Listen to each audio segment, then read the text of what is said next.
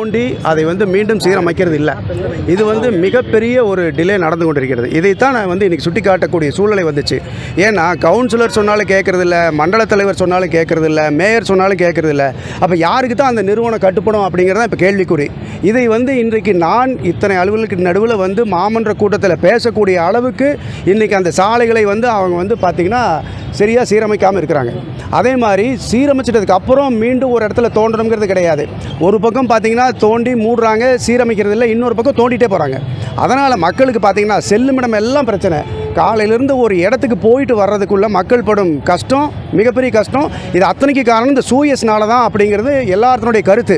இது அத்தனை மாமன்ற உறுப்பினர்களும் சொல்கிற கருத்து தான். சில இடத்துல அவர்கள் சொல்கிறது பார்த்திங்கன்னா மேலிடங்களுக்கு கரையாக போகிறதில்ல.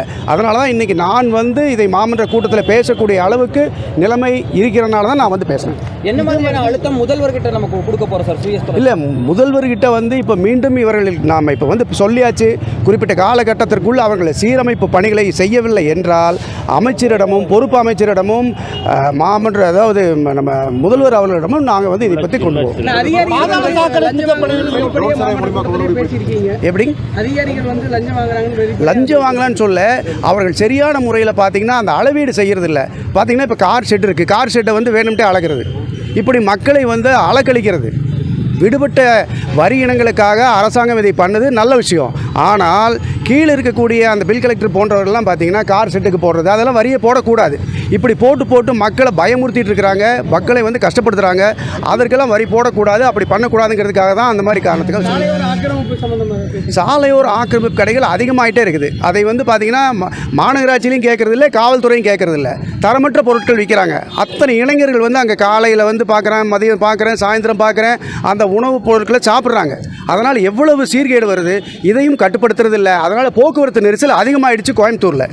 சார், இந்த பாதாள சாக்கடை திட்ட பணியும் இந்த சூயஸ் பணிகள் மாதிரியே பல இடங்களில் பயங்கரமான பிரச்சனைகள் போயிட்டுருக்குது. அதையும் கவுன்சிலர்களும் கண்டுக்கிறது இல்லை, மாநகராட்சி கூட்டத்திலையும் பெருசாக எதுவும் பேசிக்கிறது இல்லை.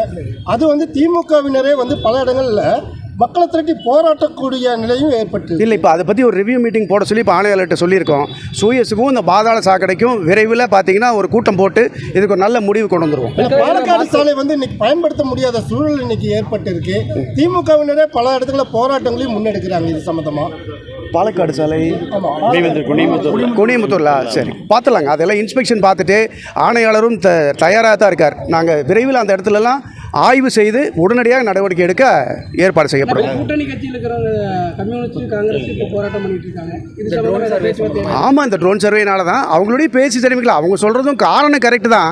அவங்க ஆர்ப்பாட்டம் பண்ண தேவையில்லை, பட் அவங்க சொன்ன காரணம் கரெக்டு தான். அதே காரணத்தை தான் நானும் சொன்னேன்.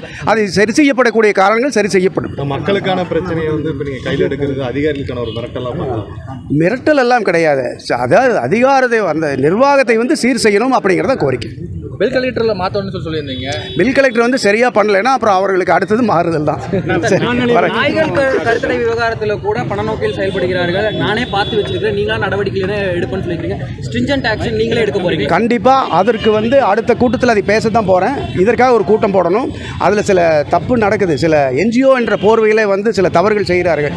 அதையும் சரி செய்ய வேண்டும். சரி செய்து விடுவோம். நன்றி.